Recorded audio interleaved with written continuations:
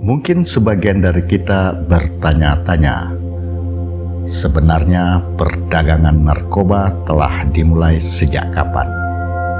Mengapa bisa muncul?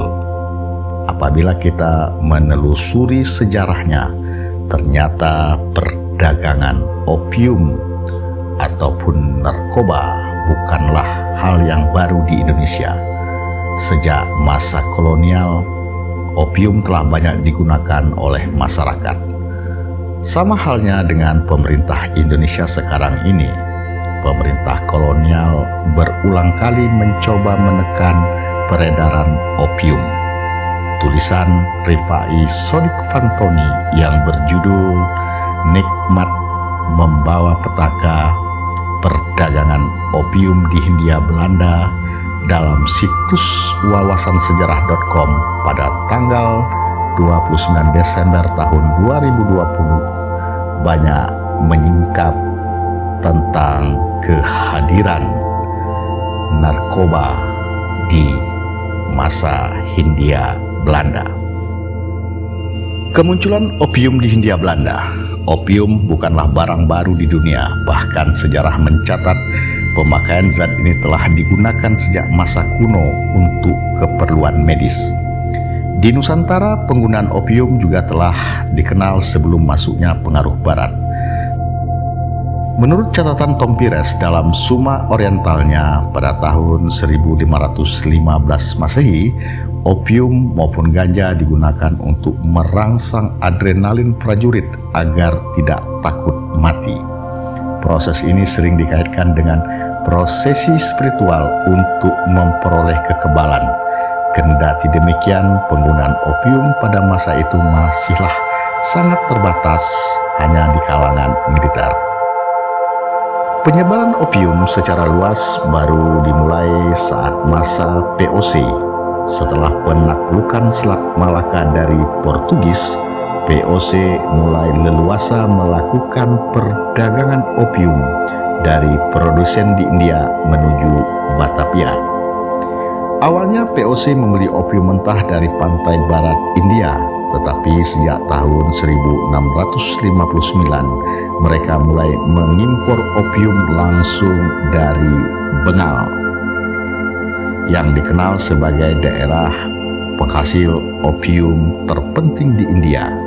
Hubungan kerjasama antara VOC dan Bengal semakin dipertegas dengan dibuatnya perjanjian perdagangan opium di tahun 1671. Perdagangan opium terbukti sangat menguntungkan. Kendati demikian, opium masih menjadi komoditas yang tidak terlalu penting karena VOC belum memiliki akses untuk masuk ke pasar domestik Jawa. Karena itu, jumlah opium yang diimpor pun hanya seberat 1.322 pon. Situasi ini berubah secara dramatis setelah pada tahun 1677 Raja Mataram Amangkurat II memberi VOC monopoli atas impor opium sebagai imbalan atas bantuan militer perang melawan Trunojoyo. Dengan terbukanya pintu masuk ke pasar domestik Jawa, perdagangan opium meningkat pada tahun yang sama menjadi 12.025 pon. Tidak berhenti di situ, pada tahun berikutnya peningkatan kembali terjadi. Tidak tanggung-tanggung, impor opium meningkat sekitar 7 kali lipat menjadi 67.444 pon. Opium-opium itu dikirimkan dari Bengal menuju Batavia menggunakan kapal. Begitu sampai di Batavia, opium dilelang secara grosir. Setelah dibeli para bandar opium, biasanya juga memperoleh izin pengangkutan ke pelabuhan lain di Jawa atau luar Jawa. Perdagangan opium merupakan lahan basah bagi semua pihak yang terlibat. VOC mengantungi keuntungan dari hasil lelang opium di Batavia. Para bandar mendapatkan keuntungan dari opium yang mereka jual di pelabuhan lokal. Sementara itu, penguasa Bumiputra memperoleh keuntungan dari pajak atas impor dan transportasi darat. Besarnya keuntungan yang dihasilkan dari perdagangan ini memicu munculnya para penyeludup opium yang banyak berasal dari pejabat POC. Keikutsertaan pejabat dalam penyeludupan ini disebabkan rendahnya penghasilan yang mereka peroleh karena seperempat gajinya ditahan hingga kontrak berakhir. Sistem gaji yang buruk memaksa mereka mencari penghasilan tambahan dengan menjadi penyeludup opium. Kendati demikian, gencarnya peredaran opium justru berdampak buruk bagi penduduk Bumiputra di Jawa. Mereka yang telah jatuh pada jurang kemiskinan akibat Perang Trunojoyo malah semakin bertambah miskin akibat peredaran opium yang semakin bebas. Selain memperparah kemiskinan, peredaran opium juga memicu naiknya tingkat kriminalitas. Sebuah laporan dari Komandan POC di Kartasura pada tahun 1682 menjadi contoh kejahatan akibat madat. Di dalam laporan itu disebutkan banyak serdadu-serdadu POC yang senang menghisap opium dan minum tuak beras ketan atau ciu, sering memperkosa wanita-wanita Jawa di dalam rumah mereka. Meskipun kemiskinan meningkat dan tingkat kriminalitas bermunculan akibat penggunaan opium, POC tidak begitu memperdulikan hal itu. Fokus mereka tetap pada pengembangan perdagangan opium dan pemberantasan penyeludupan. Sebagai upaya membasmi perdagangan opium ilegal, POC mendirikan Ampion Society pada tahun 1745. Perusahaan ini diberi wewenang mengatur perdagangan opium di Hindia Belanda, khususnya memberantas penyeludupan opium. Dalam pengoperasiannya, yayasan membeli opium dari POC minimal 1.200 peti dengan harga Rp450 per petinya. Apabila membeli lebih dari jumlah minimal, maka yayasan memperoleh diskon Rp50 per peti. Selanjutnya, yayasan menjual opium ke pihak ketiga dengan harga yang jauh lebih tinggi. Tentu saja sistem ini justru membuat harga opium melambung tinggi. Tingginya harga opium pada akhirnya memunculkan lebih banyak penyelundup yang sebenarnya ingin dihilangkan. Perdagangan opium di Nusantara sempat mati suri akibat pecahnya perang antara Belanda dan Inggris pada tahun 1795. Perang ini mengakibatkan terputusnya jalur pasokan opium dari Bengal ke Batavia.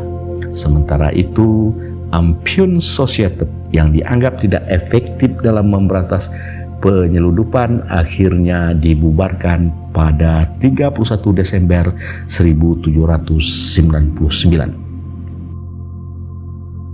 Perdagangan opium di Hindia Belanda kembali bangkit memasuki abad ke-19 melalui sistem opium fah yang diperkenalkan oleh Daendels pada tahun 1808.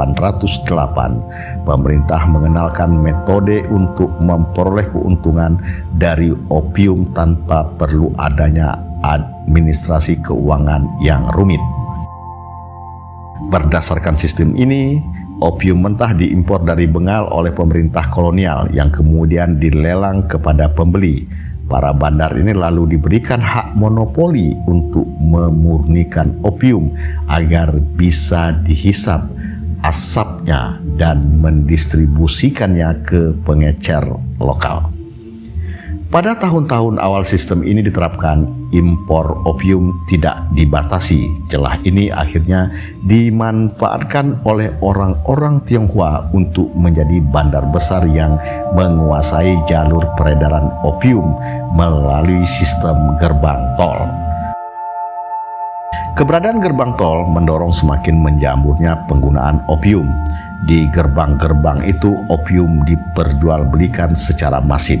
Seringkali petani yang tengah menunggu pemeriksaan barang tergiur untuk membeli opium dan mengkonsumsinya. Praktek inilah yang akhirnya menyebabkan candu mulai dikenal di kalangan golongan penduduk Bumi Putra.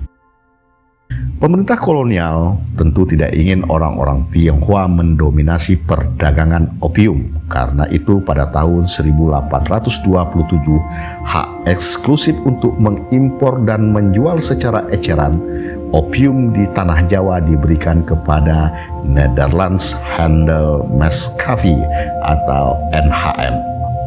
Pembentukan NHM juga menunjukkan adanya ambisi besar pemerintah kolonial untuk mengeruk keuntungan dari perdagangan opium.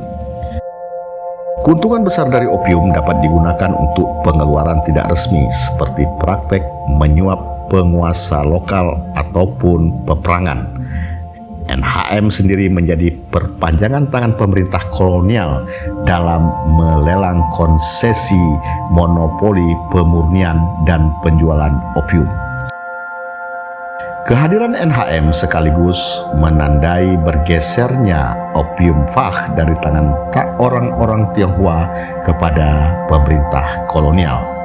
Wewenang yang dimiliki NHM lebih besar dibandingkan Yayasan Ampyun. Di perusahaan baru ini, mereka bebas membeli candu di luar negeri tanpa halangan dan berhak mengambil keuntungan dari pedagang kecil. Meskipun demikian, pada periode awal sistem tersebut sempat beberapa kali mengalami perubahan. Hal ini disebabkan dilema yang dihadapi oleh pemerintah kolonial. Di satu sisi, mereka ingin membatasi konsumsi opium. Di sisi lain, mereka ingin memperoleh pendapatan sebanyak mungkin. Situasi semakin pelik karena pembatasan dan tingginya harga opium justru memancing kehadiran penyeludup. Kehadiran NHM pada kenyataannya justru menyuburkan perdagangan komoditas ini. Menurut James S. Rush dalam tulisannya Opium and Java, A Sinister Friend pada tahun 1860-an, opium telah menyebar luas dan menjadi bagian dari gaya hidup penduduk Hindia Belanda. Jawa Tengah dan Jawa Timur menjadi pasar perdagangan opium terbesar. Para penduduk Bumi Putra biasa mengkonsumsi opium dengan cara mencelupkan rokok mereka ke dalam candu atau membumbui kopi mereka dengan candu. Walaupun keberadaan opium semakin berdampak buruk bagi penduduk, namun tidak ada tanda-tanda pemerintah kolonial ingin menghentikan perdagangan candu. Periode terakhir dari pemberlakuan sistem opium Fach dimulai pada tahun 1873. Ketika itu, aturan baru dan sederhana diperkenalkan. Kini para pedagang dapat mengajukan penawaran untuk hak monopoli dan harus membeli opium mentah dari pemerintah dengan harga tetap sekitar 50 gulden per kilogram. Kontrak monopoli dilelang di setiap daerah secara terpisah. Di dalam kontrak ditetapkan hak eksklusif untuk memurnikan dan menjual opium di wilayah yang ditentukan dengan jelas. Durasi kontrak dari 1 hingga 3 tahun. Pajak dan harga opium akan dibeli dari pemerintah. Kontrak tersebut juga menetapkan jumlah maksimum opium mentah yang akan diterima petani dari daftar semua pengecer opium secara resmi di daerah tersebut. Melejitnya kembali perdagangan candu bukanlah tanpa tantangan dari penduduk. Sejumlah protes disuarakan oleh orang-orang yang menentang perdagangan opium. Dari tulisan di koran The Locomotive pada tahun 1884, M.Th. Parelaire menyampaikan kritikannya terhadap tindakan pemerintah kolonial yang menghambat usaha pemilik perkebunan yang ingin menggusur pondok-pondok candu di lahannya. Selain itu, ia juga menulis novel berjudul Babu Delima pada tahun 1886 yang mengkisahkan usaha para mata-mata dan bandar opium untuk menggiring penduduk desa ke pondok candu. Praktek ini menyebabkan desa yang sebelumnya makmur menjadi ambruk ekonominya karena banyak warga yang menjadi malas bekerja dan lebih memilih menikmati opium. Sementara itu, aksi protes secara terang-terangan dilakukan oleh Peter Broshoff, pimpinan redaksi surat kabar The Locomotive, sebagai bentuk protesnya terhadap perdagangan opium. Ia mengirimkan petisi yang berisi 155 tanda tangan penduduk Hindia Belanda kepada Parlemen Belanda. Petisi ini berisikan kritikannya atas kebijakan opium di Jawa yang justru semakin menyuburkan perdagangan opium.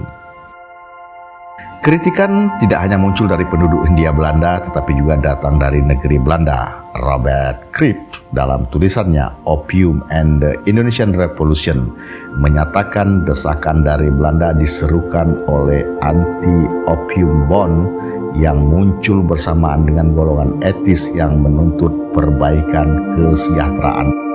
Namun pemerintah kolonial tetap melanjutkan perdagangan komoditas ini dengan dalih membatasi perdagangan opium. Pemerintah kolonial meratifikasi Opium Regi berada di bawah naungan Departemen Keuangan pada tahun 1893.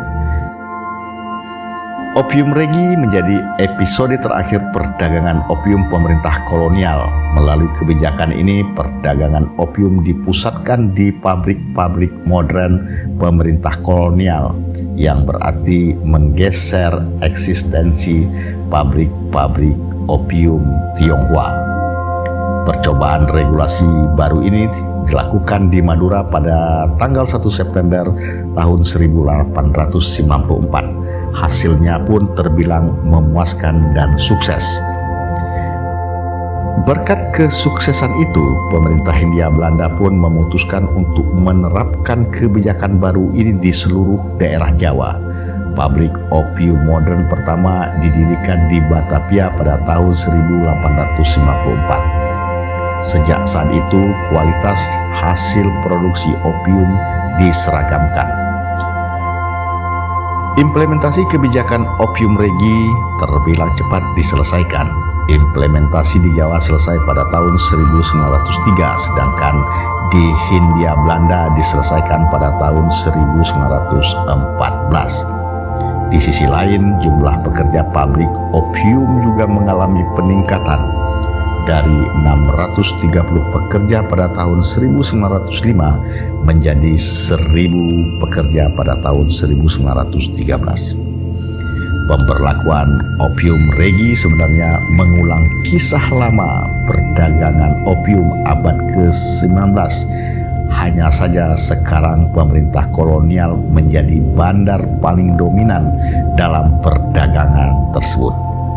Keuntungan dari perdagangan opium masih begitu menggiurkan bagi pemerintah kolonial. Bahkan keuntungan pada tahun 1905 mencapai 20 juta gulden atau sekitar 15% dari total pendapatan pemerintah kolonial. Memasuki dekade tahun 1020-an, keuntungan dari perdagangan opium terus melejit mencapai 30 juta gulden, melebihi keuntungan dari perkebunan kina. Saat krisis Malaysia menghajar ekonomi Hindia Belanda, ekspor perkebunan turun sekitar 50%. Perdagangan opium masih dapat membantu keuangan pemerintah kolonial karena perdagangannya hanya turun 14%. Jadi sepanjang sejarahnya di Indonesia, sejak masa kolonial, Opium atau zat narkotika telah dikenal sebagai salah satu komoditas yang menggiurkan. Kendati demikian, opium memiliki dampak yang mengerikan seperti yang dialami penduduk Bumi Putra masa kolonial. Mereka terjebak dalam belenggu candu, sedangkan ekonomi hancur lebur.